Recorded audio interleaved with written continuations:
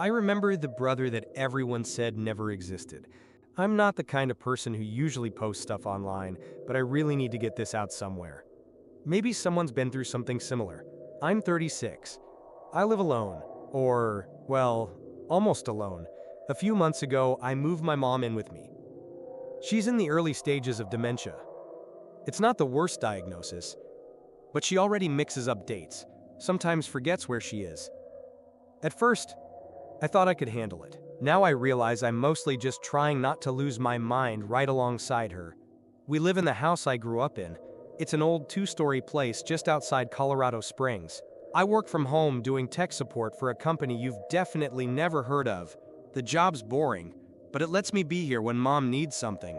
I've been kind of a loner the past few years. Most of my friends drifted off, and relationships never really stuck. Life's just turned into a routine. Morning coffee, work, lunch, maybe a book in the evening, or just silence. I'm not complaining. In some weird way, it's comfortable. Nobody bothers me. Nobody expects anything. But about a week ago, mom said something strange. Strange even for someone with dementia. And that's when everything started. So, yeah, we're living in the house I grew up in. It's just a regular old two-story with wooden siding, creaky floors, and stairs that are way too narrow. It's in a quiet neighborhood on the edge of town, the kind of place people call sleepy. But honestly, it feels more like everything here just fell asleep and never woke up. I know this place inside and out. Every tree in the yard, every floorboard that groans in the middle of the night. I know where the raccoon lives under the porch, and I can tell when the old radiator in the living room kicks on by the sound it makes. Not much has changed here in the last 20 years. Same wallpaper in the bedroom, same dishwasher that barely makes a sound if you don't run it after 9, as Dad used to say. Time kind of froze in this house. After Dad passed, I left. I really thought I'd never come back. But now Mom can't manage on her own, and I guess part of me felt like I had to come back. Like I owed it to her. Sometimes I swear the house recognizes me, like it remembers my footsteps. It creaks louder in certain spots. Spots I used to run across in socks when I was a kid. I'm not superstitious. Really. But this past week, it's felt stronger. Like I'm not alone here. It all started with one sentence. Mom was sitting on the porch, wrapped in a blanket, staring out at the sunset. And then, out of nowhere, she said, "I wonder where Ethan is now." I froze. "Who?" I asked, even though the name hit something deep in my chest. She looked at me like I was being stupid. "Your brother," she said, totally calm. "I always told you he should have been with you." At first, I chalked it up to the dementia. Faces, dates, whole memories get scrambled. It's normal. But the name, Ethan, it didn't feel random.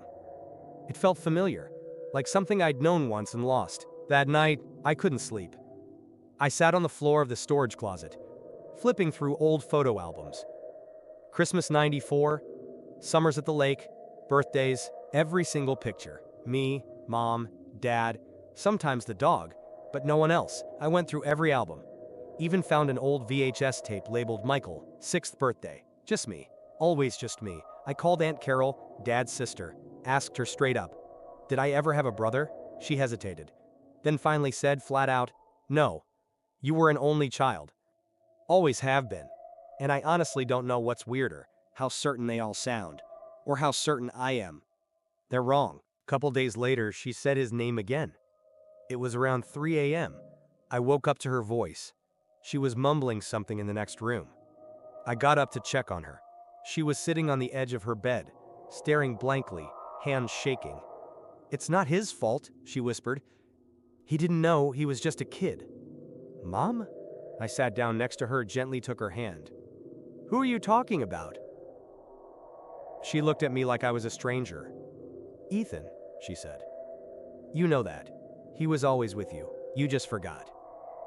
I didn't sleep the rest of the night. Not because I was scared, but because part of me knew she wasn't making this up. Later that day, I went up to the attic. That place is full of old junk we haven't touched in years. In one of the boxes with my childhood stuff, I found a folder full of drawings. Cars, dinosaurs, stick figure houses, all the usual 6-year-old scribbles. But one of them was different. 2 boys. One had black hair. That was clearly me. That's how I used to draw myself. The other had blonde hair. They were holding hands. At the bottom, in clumsy, uneven letters, me and Ethan. I still remember what my handwriting looked like as a kid. This was mine. No doubt. But I have zero memory of drawing it. Yeah. That same night, I noticed things in my room had shifted. Books on the nightstand, in a different order. Remote on the floor, not where I left it. First, I figured it was Mom. Maybe she wandered in. But she'd barely been out of bed for days. So I started marking things. Drew a line under the chair leg. Lined up my keys perfectly. Next morning, things were just slightly off. Like someone had been looking for something. Carefully. Like they didn't want me to notice right away. I made an appointment with a psychiatrist, not because I felt crazy, but because I didn't know what else to believe. He listened, calm and professional, ran through the questions, did a few basic tests. Mach malal. Then said, Mi ji yao. What you're describing might be early-stage cognitive distortion, probably stress-related. It's not uncommon for people to fill in the gaps in their memories, especially when dealing with a parent's dementia. It sounded nice on paper. Environmentally triggered obsessive recall with false memory patterns or something like that. But honestly, I didn't care about the label. Because deep down, I knew. I wasn't making this up. I wasn't forgetting. I was remembering. The next day, I was digging through some stuff in the basement. My dad used to keep old electronics, random junk, dusty boxes full of God knows what. One of the boxes had a VHS tape. Flat, black, nothing special. White label, written in Dad's handwriting. Summer vacation, 1996. I found the old VCR, hooked it up to the TV. The screen lit up. There I was, maybe 7 years old, running around in the backyard. My dad was holding the camera. Mom's by the grill, cooking something. Dad laughs. Michael, wave to the camera. I wave. I'm smiling. Then, for a split second, the camera shakes, and someone appears next to me. Just a blur, pale, like the footage glitched. A voice off-screen. Wait for me, Mike. I turn and smile at someone off-camera. Next frame, just me. No one else. But I'm still looking to the side, like someone should have been there. Then it happens again. The camera trembles, almost like the tape stutters. And I hear it. Don't tell them I'm here. I rewound the tape, watched it again, slowed it down. Every time, the voice was there. But there was no body. Like someone had been cut out of the film. Or maybe they were never filmed in the first place. It's been a few days since I watched that tape. I haven't told anyone about it, not even myself. Like, saying it out loud would make it too real. Mom's been retreating further into herself. Her eyes are empty now. Sometimes she doesn't recognize me at all. Tan. Sometimes she talks to people who aren't there. Pan. Sometimes she whispers like she's praying. Come she chill. Today I brought her some tea. Mom's been Maya. She was staring out the window, sunlight hitting the glass just right so her face was mostly in shadow. I set the cup down and was about to leave when she suddenly spoke. Clear, calm. You remember him, she said. You're not supposed to. I froze. She wasn't looking at me, just staring into nothing. Who? I asked. But she'd already turned away. I stepped into the hallway, and just before I shut the door, I looked back. In the corner of the room where the sunlight hit the floor, I saw it. A shadow, faint, small. Like a child standing behind the curtain. I blinked, and it was gone. Hey! It's evening now. I'm sitting downstairs in the living room. Nae. The VCR is still plugged in, but the screen's off. Nae. There's another tape. Null label. Hey. I think I'll play it tomorrow. Maybe it'll explain something. Or maybe it's something I was never supposed to see. I moved into a house where no one lives for more than a month. Hey, I've never posted here before, but this feels like the only place I can actually ask if what's happening to me is normal. My name's Alexa. I'm 28, a UX designer, and I've been working remotely for the past 3 years. I spend most of my time behind a laptop, so technically, I can live anywhere. A few months ago, I decided to finally take advantage of that. I had just gotten out of a 5-year relationship. I won't get into the details, but it was bad. Really bad. The kind of breakup that makes you want to disappear for a while. So I rented this cozy little house in a small Oregon town I found by accident on one of those cheap rental sites. The town's called Little Pine. Quiet, surrounded by trees, barely any people around.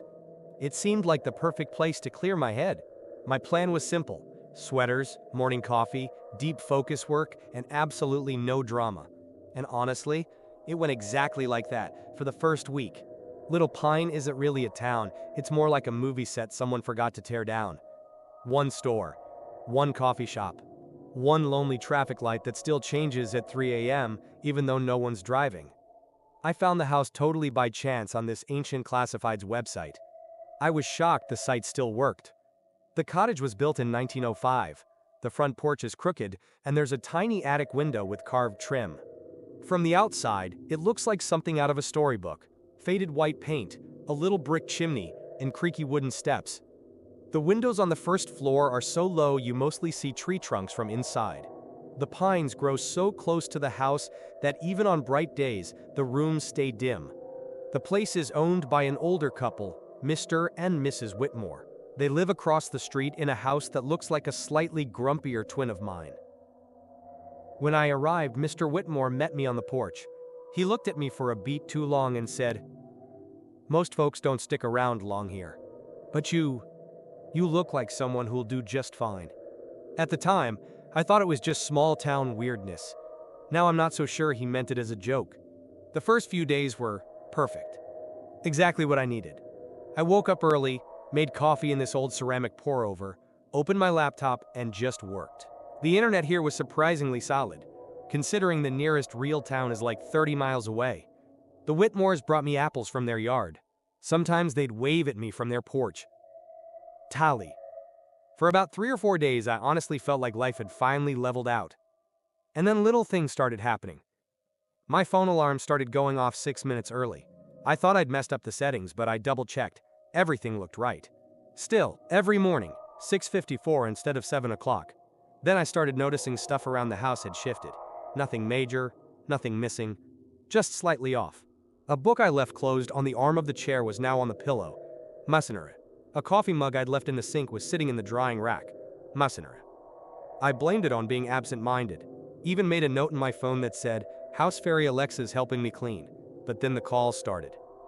Same number, over and over. No name. Just a string of digits that felt vaguely familiar. I tried calling back. The automated message, "This number does not exist." That was day 5. And that's when I started to feel like something was really wrong. I started taking photos, just to, double check that everything was how I left it. Sounds stupid, I know, but it felt like a little experiment. Take a picture of a room, then see if anything changed. For the first couple of days, everything seemed fine. Then I noticed one of the pictures wasn't quite right. It was me, sitting on the porch drinking coffee. I remember taking that photo. I remember dragging out one chair. Haka. But in the photo, there are 2. The second one's in shadow, but it's definitely there. I thought maybe it was an old picture I hadn't deleted, but I checked the timestamp. It was taken yesterday. I messaged my friend Marcy. We've been close for years, and she works in mental health. I told her everything, just laid it out. She sent me a voice message. "Lex, you're probably just exhausted.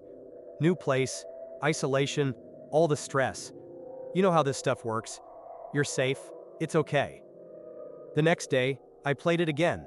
It was different. The voice was lower. The tone was off. The words were wrong. "Alexa, you need to be careful. He's close.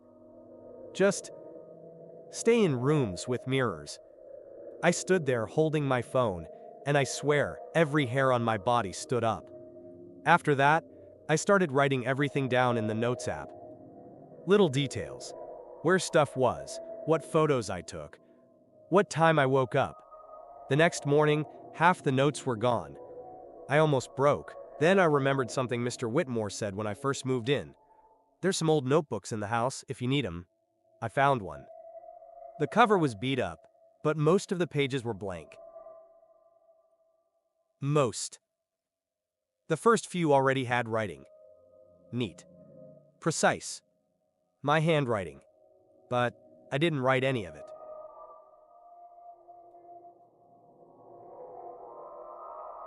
Don't trust the stairs. He comes in dreams until you learn his face. If you smell roses, it's already too late. I read it 3 times. And then I heard footsteps on the stairs. Hey. I was the only one in the house. My memory started slipping. Hey, not in a where did I put my keys kind of way. I mean really slipping. Hey.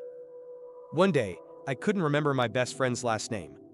I could picture her face, hear her voice, even remember inside jokes, but when I tried to say her name, it just wasn't there. The next day, I couldn't log into my email. My password wasn't working. I went to reset it, and the security question came up. What's your middle name? I just stared at the screen. I didn't know. I sat on the kitchen floor, wrapped my arms around my head, and wrote down with a shaking hand, my name is Alexa Harris. Just to have it somewhere in case I forgot. Then came that night. I woke up like someone had pushed me. First thing I noticed, the room was wrong. The bed was in the wrong corner. The curtains were a different color. There was a photo on the wall I'd never seen before. Hicks was a Botian. I got up slowly, like moving through water, and walked into the living room.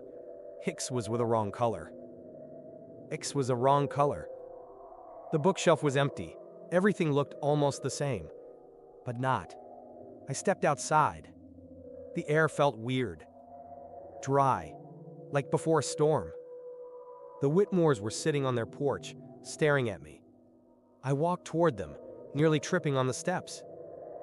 Excuse me, I'm renting the house across the street. Is everything okay? Mrs. Whitmore looked at me like she'd never seen me before. We don't rent that house, she said quietly. Long pause. Who are you? I didn't go back right away. Havor. I sat on the porch for a long time, just watching the Whitmores until they finally went inside and closed their door. A tumulus. They kept looking at me until the very last second, like they were trying to remember who I was, or trying to forget. When I finally went back in, the house was silent. Not just quiet, museum quiet. I walked from room to room, running my hand along the walls like I was trying to feel something familiar through my fingertips. In the bedroom, under the old rug, I noticed a small split in the floorboards. A tiny gap, like someone had pulled up a plank and forgot to nail it back down. I pried it up with a knife. Underneath was a notebook. Hardcover. Worn. Inside, dozens of pages. All in my handwriting. The early entries were simple. Woke up early. Alarm went off at 6:54 again. Photo doesn't match. Neighbors are staring weird today. Then it got darker. He knows I'm starting to suspect. Smelled roses this morning. That means there's not much time left. Writing it all down so I don't forget. I always forget everything. And every single entry ended the same way. If you're reading this, you forgot again. Run. The last page was almost empty. Just a date. April 1st. Today. No journal entry. No notes. Just one line, written in a different handwriting. Messy, aggressive, not mine. He's already in the house. My father always said I had a sister. My mother says no. I'm not really sure why I'm writing this. Maybe I just need someone, anyone, to read it. To tell me I'm not the only one. My name's Jason. I'm 24. I freelance as a writer, mostly small articles. And I run a podcast where I talk about urban legends, forgotten stories, weird stuff people find in small-town America. I've always been into strange things. Not scary, just unexplainable. The kind of stuff that hovers between just a coincidence and, wait, what the hell was that? A week ago, my dad died. We hadn't seen each other in 6 years. I left when I started college and barely looked back. My dad was complicated. Not crazy, but always seemed a little tuned out. Like there was a record playing in his head, and only he could hear it. After the funeral, I came back to the house I grew up in. Oranjov. My mom doesn't live here anymore. She didn't even come to the funeral. We haven't been close in a long time. I told myself I'd stay for a week, just long enough to go through his stuff. But now? I'm not sure I should have come back at all. Beaver Creek isn't just a small town. Tori. It's the kind of place where silence is the default sound. A few hundred people, a store with a sign that says groceries and whatever else, one bar that only opens on Fridays. The rest of the time, just wind, creaking wood, and the occasional car that always seems to be going nowhere in particular. The house I came back to is out on the edge of town. My grandfather built it. It's old, with weathered siding that probably hasn't been painted since the 80s. Some of the porch boards are so rotten, I almost put my foot through one. But inside. Poternay, it's exactly how I remember it when I was 10. Poternay. Dusty shelves. Plaid curtains. That old fridge that hums like it's complaining.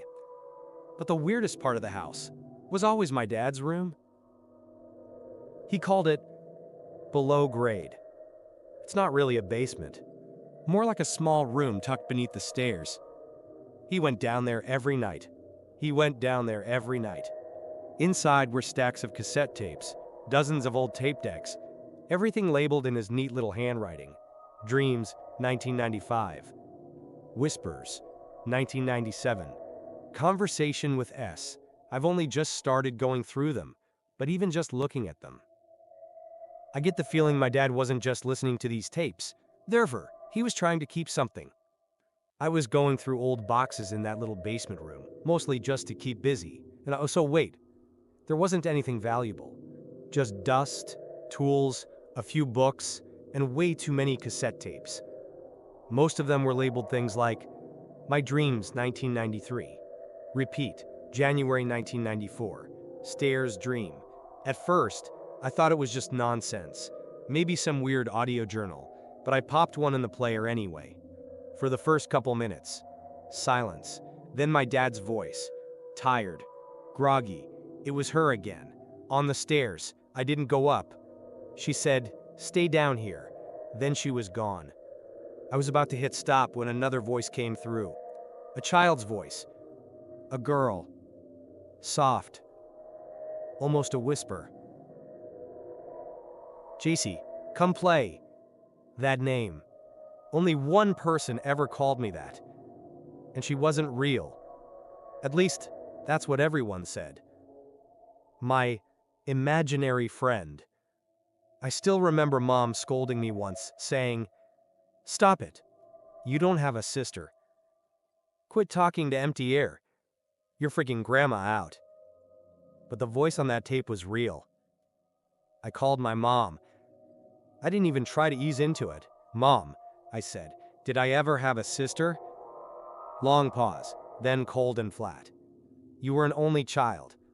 Don't start, Jason, I warned you. Things started to shift after that tape. The first night, I dreamed about the house. Same layout, same rooms, but the colors were warmer. Like someone had changed the wallpaper to something cozier. I was sitting on the stairs, looking down, and I could hear someone laughing outside. Cha, a child. I didn't go look. I just woke up. James Abwalp. Every door in the house was wide open. James Abwalp wide open. James Abwalp. Front door. Back door. Even the closet. James Abwalp. Like someone had walked through, opening each one as they passed. James Abwalp. That day I was going through the old dresser in my childhood room. Just the usual stuff. Comics. A broken flashlight. Some crayons. And between all that, folded neatly, was a piece of paper, a drawing. 2 kids on a swing set. One had red hair. Me, back when I was little. The other was a girl with 2 ponytails. At the bottom, in uneven, kid handwriting. Me and Sammy. It was my writing. I knew it, but I didn't remember ever drawing that. That same evening, I opened the bottom drawer. Under an old scarf was a single child's sock, hand-stitched. On it, embroidered in little pink letters, Samantha. I just sat there holding it for 5 solid minutes, like it might say something if I waited long enough. Later, I called my mom, asked her straight up, "Who's Samantha?" She didn't hesitate. "Jason, stop, don't go there." But the next day, I overheard her on the phone with someone. "Mantha." She didn't know I was listening. "He's asking about her again," she said quietly. "I thought you burned everything." I couldn't sit still. The whole house started feeling wrong. The walls, the smell, the air, like it had gotten thicker, heavier, like it was watching. I stepped outside just to breathe. Out back, past the trees, there used to be a little playground. It was torn down years ago, but I remembered playing there with someone. I don't know what made me go there, it just felt like I had to. Under one of the old pine trees, the ground was slightly sunken. I thought it might be rot, an old stump. But something metallic caught the light. I cleared away the leaves, then the dirt. And there it was, a small wooden board carved by hand, or maybe with a knife. Burned into the surface. Samantha B. 1999 to 2005. I just stood there, staring. My brain started doing the math. If she died in 2005, I would have been 5. I shouldn't remember anything, but I do. I remember building a blanket fort in the bedroom with her when I was 7. I remember her laughing when I accidentally lit my socks on fire. I remember her tugging my sleeve and whispering, "JC, don't tell them I'm here." I remember that better than I remember most of my childhood. But if she died in 2005, how can I remember her after that? That night, I went back down to the basement. Cautious again. I don't even know why. Cautious again. Cautious again. Maybe I was hoping for an answer. Cautious again. I found the tape labeled just S. Slipped it into the deck. Fast forwarded to the end. For a while, just static. Then my dad's voice. Tired. Flat. "If you're hearing this, it means you remembered." A long pause. He'd. "And if you remembered, so did she." Silence. Then, a child's voice. Quiet. Soft. "Hi, JC. I missed you. Can I be with you again?" The tape jammed. The deck started to whir. I yanked it out, but just sat there in the dark, holding the cassette like it might give me something. I don't know what this is. But I don't know who she was. I don't know why it all disappeared, or why it's coming back now, but I remember, and if my dad was right, she remembers too.